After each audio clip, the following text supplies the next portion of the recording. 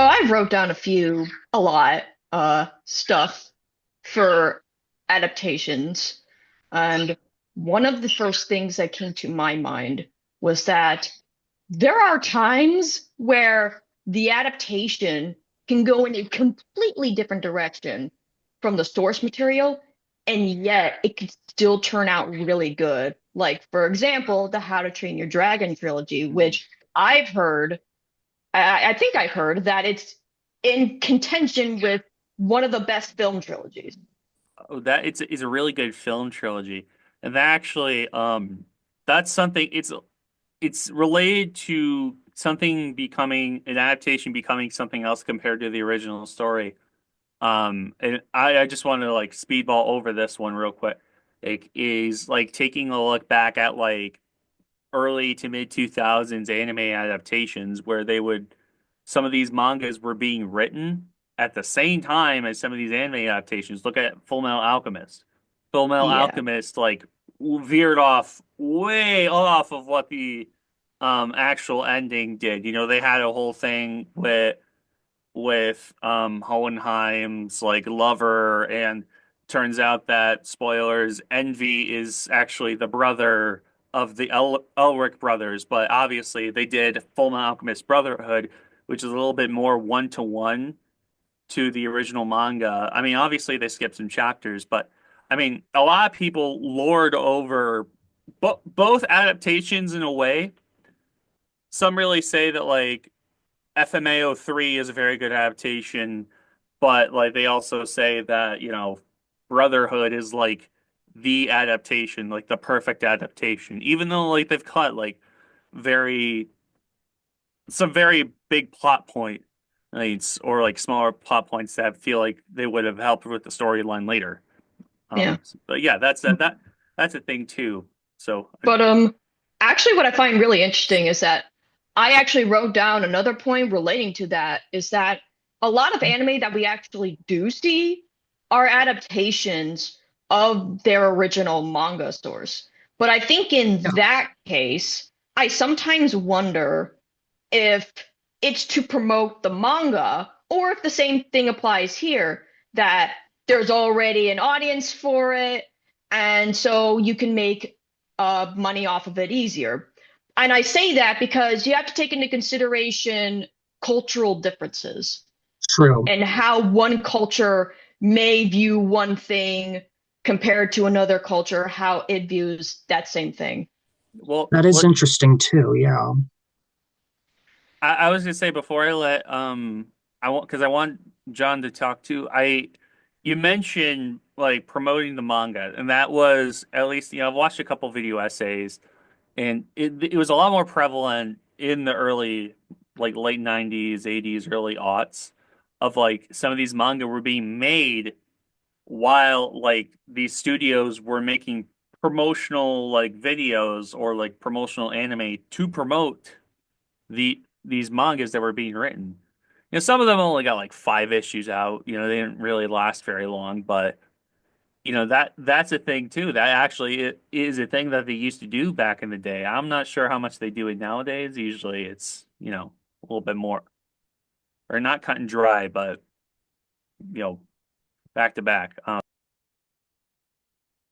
That is true because when you think about like for example, the difference between American culture events like Comic-Con versus Japanese culture of manga cons, like those things are very different in those different parts of the world. And for me, what makes a interesting and good adaptation is truly understanding the works of what the author wanted to tell or the storytellers wanted to tell and really get the correct message throughout the adaptation. Like understanding what is the message and how do we present that in a way where it works in that media. So Yeah, because and that's kind of branching the gap between American and Japanese products is obviously, you know, I went to see this movie in theaters when it came out. It was dog crap, but it led to battle.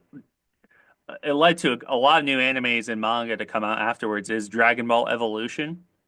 It was an American-made movie with American actors, but it completely just butchered the storyline. It took like I believe the first couple arcs of Dragon Ball, the introduction for Goku, all that kind of stuff, and then it just skipped over the Red Ribbon Army, skipped over a lot of like early Android Saga stuff, not like DBZ Android Saga, but like you had a Frankenstein guy named Ader or Hachan, and obviously Red Ribbon Army, which is kind of something you might need to kind of skip over because of American sensibilities and Red Ribbon Army is a little bit of a Third Reich type party. So, that's just that it's an unfortunate thing, but they're also kind of making fun of them.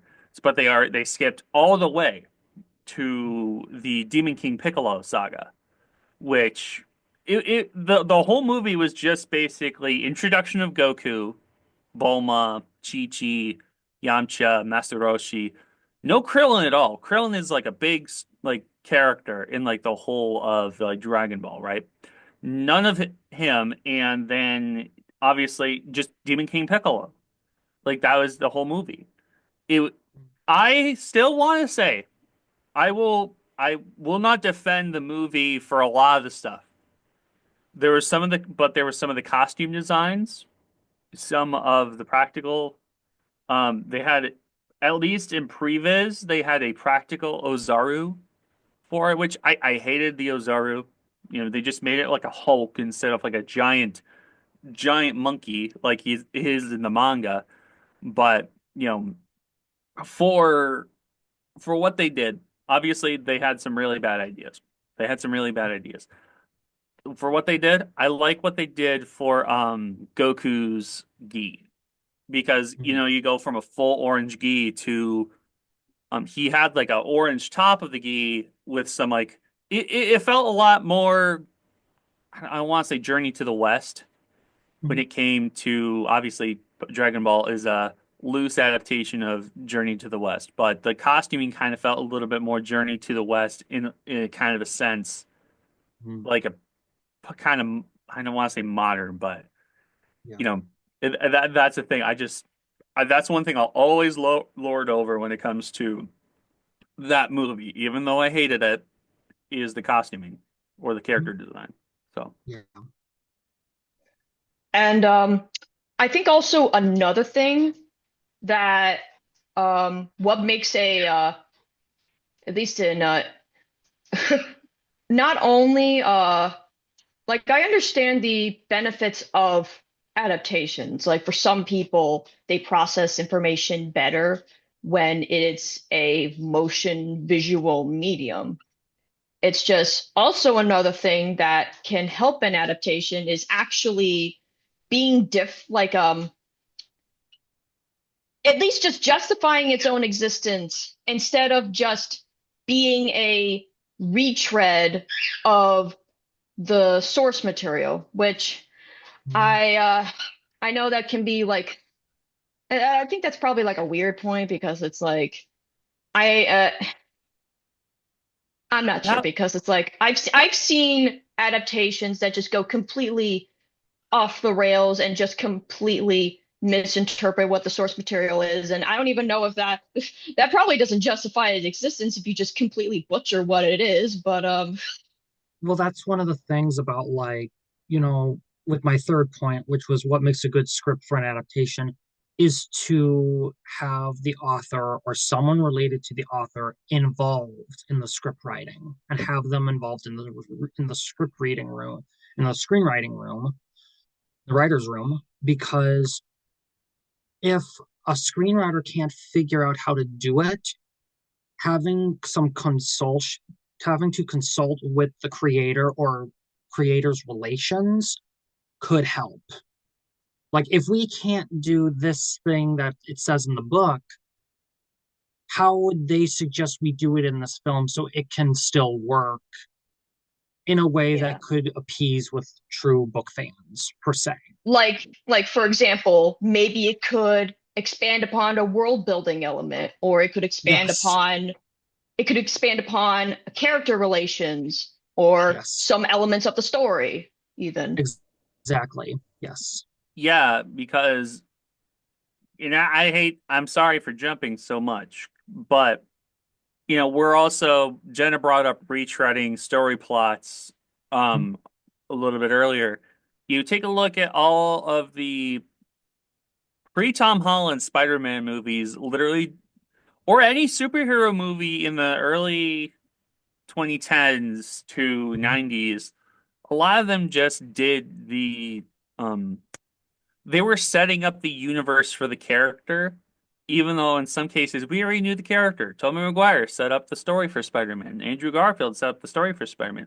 But on the point that you were bringing up for kind of expanding on the plot is I know there's a lot of contention towards making Peter Parker, or at least that world's Peter Parker, destined to be Spider-Man because has his like genetic imprint, or like his father you know ha has this, and it kind of goes for in comics too, of like you know sometimes it is good to kind of keep to the main story points, but it's good to shake up the story, like the main story, especially when you're telling the same, like, you don't need to kind of go on superheroes. You don't need to see Batman's parents like die 4 to 5 times already. You can pick up like when already been Batman like for like 5 years or so, Yeah. and kind of going on Spider-Man. You don't.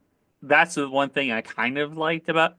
Like, obviously, there's some parts that I have issues with Tom Holland Spider-Man for like not for like super bad reasons, but just there's some points that I won't get into today. But like everybody, the general public knows who Spider-Man is. They know the story. We don't need to walk through Uncle Ben dying again. He exists in the universe. Uncle Ben and stuff is still around. Um, he we don't need to see like all the extra stuff. Of course, yeah, the points of contention of people saying, "Oh, Peter Parker didn't necessarily make his suit like his like oh, I mean, obviously he made his prototype Spider-Man suit, and at the end of No Way Home, he made his own suit. But I was like, oh, he was gifted, suits by Tony Stark. But yeah, even the Fantastic Four like helped him out like a bit, like during like the '60s or whatever. It's like, we don't need to like the Iron Man Jr. argument.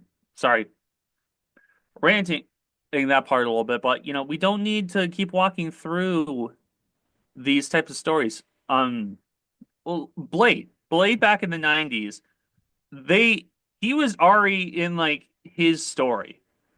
Obviously, we got a little bit of like flashbacks because that was the first time a lot of like non-comic readers met Blade. But you don't need to directly have like the backstory in like directly in the movie. You can have a little bit of side exposition or like through dialogue, especially if it's a character everybody knows. We don't Yeah. necessarily need to see this thing like for the upteenth time. You know, we don't need to see like I said, we don't need to see Batman's parents get killed for the upteenth time. We can just see like Batman as like in the middle of his own story, or just like because that's what we're getting with the new Superman. You know, Yeah.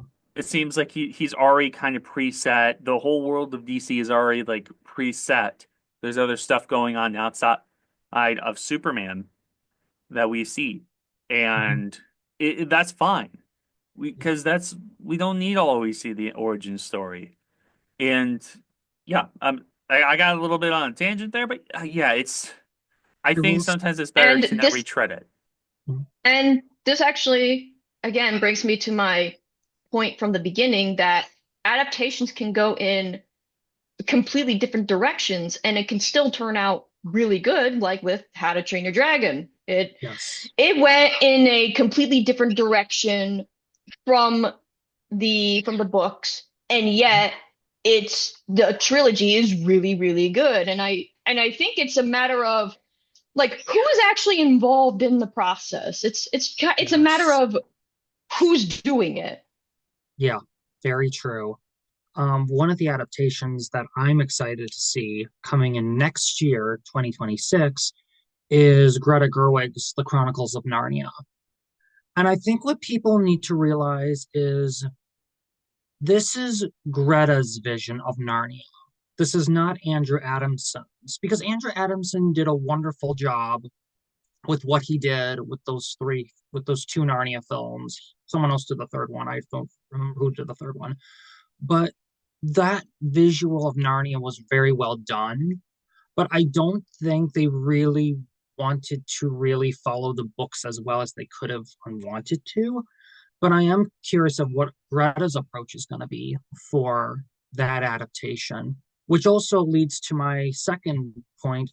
Sorry for jumping as well, but my second point of when you're when you're approaching something like an adaptation of some work, whether that be a book or a retelling of something else that happened years ago, or even a fairy tale, you have to really approach it with care and caution because you have to care about the material you are adapting. Because if you walk into something and you don't care about adapting something, people can see that you don't have the care. They can tell by the script or tell by the storytelling you don't have the care to do this thing. But you have to prove to your audience, I care about this thing and I really want to bring it to life and bring it the best way possible for those fans to truly come together for this adaptation. Yeah, Yeah. and oh, sorry. But yeah, and with like the Chronicles of Narnia, I was gonna say I visually it's a very visually interesting movie. Obviously, they're adapting a book and there was already an adaptation like decades prior. I think Yes. one thing that the original like well not the original, the 2000s Chronicles of Narnia kind of fell victim to is it's kind of getting compared to like Pirates of the Caribbean and Harry Potter. Like it was kind of falling into the early to mid 2000s fantasy adaptations where it kind of had to like for I don't know if it was like more of a marketing reason, but they kind of fell into kind of samey kind of territory. Yeah. And, I mean all credit to the actors. Mm-hmm. I think the lady who plays the Ancient One in Doctor Strange played the Snow Queen White Witch, in yes. yeah, the White Witch in Yes. Chronicles of Narnia. Like Tilda Swinton, that's it. Tilda Swinton, wonderful actor. You know, Mm-hmm. I think that's just the thing it kind of gives it's kind of what happens with early aughts movie adaptations is trying to kind of bank off of Harry Potter. Look at Spiderwick Chronicles. It Yeah. was one movie. Yeah. They only had one movie to do. Like I think they like went through like three books. Yeah, it was 5 books. Yeah, Yeah, the book was 5, yeah. it was They're five small. books, and I believe like the movie kind of abridged like some of the stories together. Or Hmm. if I remember correctly. Yeah. At first I kind of thought it was okay, but obviously it has its problems. It's got its problems. They kind of look at another good example is Bridge to Terabithia. That's is a wonderful movie, but it also kind of has that problem of you know kind of following with like some of these other like kids book movie like type of adaptations. They might have good visuals. They might have um they might adapt it to like a certain level, but there's sometimes it's just somebody kind of becomes samey Mhm. in a sense. Yeah, I'll let you get yeah. Um, Actually, what I find really interesting about Bridge to Tapithia or whatever that was, but I actually bit of a side note, I actually remember that it actually uses the concept of going into a fantasy world really interesting. It uses it very interesting. Yeah. And I haven't seen the film in a long time, so I'm not sure how it fares as an adaptation, so I can't really say 100% certain, but I just It, felt that the way it does it is interesting, that the way that the at least the source material does it is interesting. a long time ago, I did read the book and I did watch the movie again after reading the book. And I will say, surprisingly, it's a pretty well faithful adaptation. I was very, very surprised. And I would probably say that was probably the best part of that movie was because it was a good adaptation. And because the author's son was in the writer's room when that movie was written. So Well, someone from that family or someone who's related to the author in that room keeping an eye on what's going on here, that's a good thing. And it's good to yeah, have that person involved. So yes, yeah. very true. But also something else, while it is good to have the original creator involved in the project, Yes. I've seen some examples where even though you have the original creator on board, the Hmm. adaptation could still become mediocre. And I Aragon. think, yeah, it could still become absolutely mediocre to the point where it's like, I don't think any of you know what this thing even is.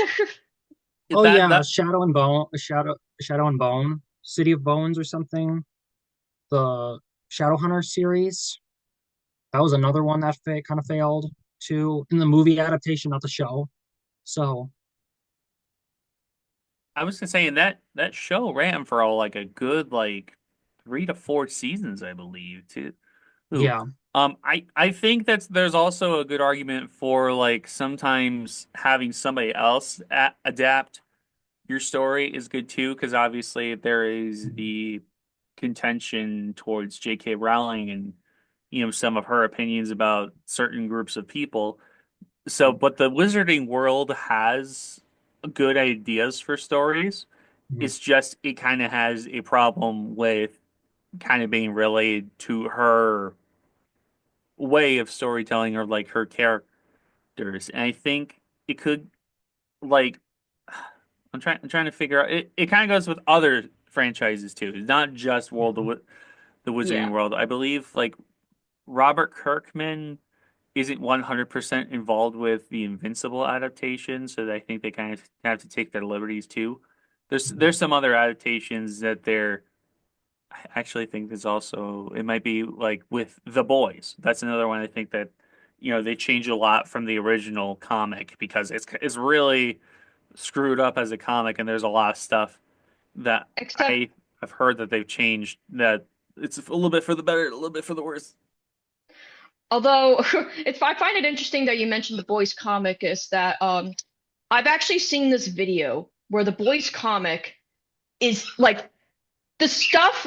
I mean, sure, there are definitely stuff in there that definitely is not everyone's cup of tea, but it has a point to make, Mhm. especially with corporate, especially with corporate America. Oh, And Yeah. I think definitely. that is there. And and this actually brings me to my other point about how there are some adaptations where I wonder if the studios deliberately misinterpret the source material, as in the case of like The Electric State and Illumination Lorax, where both adaptations involve a one-dimensional big bad corporation getting taken down and their CEO is arrested and defeated, and that somehow collapses the entire corporation. But that's not how it actually works. And I think those corporations know that full well. Whether they know it or not, they want to control the narrative to make it seem like it's one thing to cover up the actual truth. It's like they took one look at the source material that rightfully called them out for what they are doing, and they just go, yeah, we're just going to casually misinterpret your story because we don't like being called out. It's like, oh my gosh. Yeah. And this Yeah. is something that I've noticed when in the the boys comic video that I saw how it essentially criticizes corporate America, especially like selfish corporations that really only care about themselves, and they are fully aware of their actions. They just don't care how it affects other people. And Yeah. I imagine that Amazon took one look at that and went, we're just gonna like slightly change it so it doesn't involve us. So I'm like, yeah, it just doesn't sound Yeah. right. Yeah, Yeah, and that's true. that's another thing. There's sometimes that these bigger corporations, try to sanitize or Mm, you know gentrify might be a better word for some of these like series that have a little bit more of I want to get make it.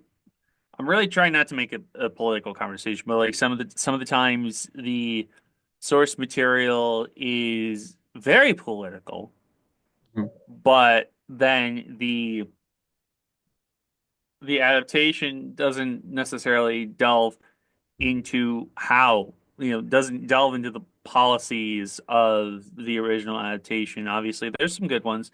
There's ones that, like, obviously, the adaptation might be a very aged like milk adaptation, or like some of these characters are very offensive, and an adaptation might make them a lot more, culturally acceptable. But there's also times where I don't want to say it's a very left-leaning message, but there's like some messages that are like very pro-environmental or very anti-corporation, anti-government or whatever. And then we do have some of these adaptations. I, I, I mean, obviously I can't name some off the top of my head, but there's a good amount there. There might be, there's a Toxic Avenger movie coming out. We don't know how it's going to look. The original Toxic Avenger kind of had a little bit of an corporate message or whatever, especially with like dumping toxic chemicals, all that kind of stuff for toxic chemicals. And that stuff, we don't know how far that's going to go into for this adaptation. But, there are instances of when these big studios basically missed the point of what the original story was telling. And that's an unfortunate thing. One of the things I do remember is when people in the um, Christian community were very much against a movie called The Golden Compass. And apparently, certain minority of church minority was upset because they felt they were being called out, especially the Catholic community was felt like they were being called out because in Lyra's world, who was our main character in the story, in Lyra's world, it's as if because the world of the Golden Compass is like a mirror world. They mentioned this in the books. Is like a mirror world, I believe. And our world is the character of Will's world, and Lyra's world is a mirror to our world if church and state did not separate, and how much of a disaster that was. Well, also another thing too, because I understand about like there are some media that obviously have bad faith interpretations and bad faith criticisms Mhm. directing at these things, but you also have to like, especially with source materials Mhm. and pieces of media that are actually legitimately calling them out while still like it's almost like I so what I've noticed is that a good criticism of something is understanding why this thing exists and understanding why it is valuable to people while Mhm. pointing out at the same time the criticisms of it. And Yeah, yeah, stuff like that. that's a great point. That's a really great point, Jenna. I totally agree. Yeah, sorry. And this is something that unfortunately, no matter what you do, no matter how cautious you are, no matter Mhm. how much you try to find that balancing act, even if you find that right balancing act, people will still complain because Exactly. Yep. we're in an age now where people just want to complain about almost anything. Yep. I think that also has to just do with media literacy too. There's some people who have a very I don't want to say bare minimum grasp on the media literacy of it. And that kind of goes back to the conversation of, if the original content has a little bit more of a progressive message, Hmm. you know, oh, there's sometimes even like the people adapting it might not have, I don't want to say that they don't have the media literacy to understand that that message was there, but there are some times that I don't think that they have it. And unfortunately, we live in a time where media literacy is kind of, I don't want to say it's a dying art, but like there's times it's a little bit kind of scary to see like when there's a clear, concise message and then somebody kind of Misinterprets twists it it. completely. Yeah, Yeah. and or twists it into like their narrative into a negative way. Mhm. Yeah. You know, Like these knee-jerk reactions to literally anything that challenges them on their worldview. It's just really sad. It is. It's really sad. and in some cases, it doesn't even affect some of these people like either way, Oh, it's some of these characters that are being changed, not because they are being changed because the studio wanted to change them. Some of them are not even original characters to like these franchises, going kind of backpedaling to comics. You have some of these characters that are quite literally being adapted into movies now that people are having an issue because they don't look like them. But it's not that they're trying to make you feel bad for not looking like them. It's just, it's not your turn anymore. It's not your Hmm. turn anymore to have your story told. You Hmm. know, I like listen, I love the the first 10 years of the MCU had great storytelling. We need to give the next 10 years in the opportunity. A lot of people had points of contention towards Miss Marvel, but sh the actress is a huge fan, and I'm pretty sure like she wants to give. Obviously, I've heard some things about how Marvel has their issues with her and versa, but we need to kind of give like this new generation and this new kind of world of Marvel, like a new chance. We Hmm. need to give them the same chance as all these other characters. It's kind of Exactly. go, and a lot of people are thinking that these are new characters, like fake characters, that they're not fake characters. Yeah, they might not be adapted to the exact like way that they are in the source material, and so maybe that's a little bit better. There's some That's true. cases there's some cases where some of these characters that when they were made back either in the 2000s or whatever, that they were very racially like negative. Like they were made in a very negative light. It's good to change them in a way that's a lot better. Um, Which is one at of the least reasons why, oh, I'm sorry. Which is one of the reasons why I hope people accept the idea of like, we're gonna meet the young Avengers. We're gonna meet them soon. And we've met most of them. And yes, they are new to the MCU, but everybody gave Iron Man a chance, Captain America, Hawkeye, Black Widow. They gave all of those characters a chance. We need to give a chance to these kids, to these young Avengers. and then Yeah. the next generation. I mean, unfortunately Yes. for some of these actors, they're going to be in their 30s, you know. But that's just unfortunate for like the world of movie making. Some of these things take a while to make and Yeah. scripting and Mhm. everything. And Um, one final point, because we're running low on time here.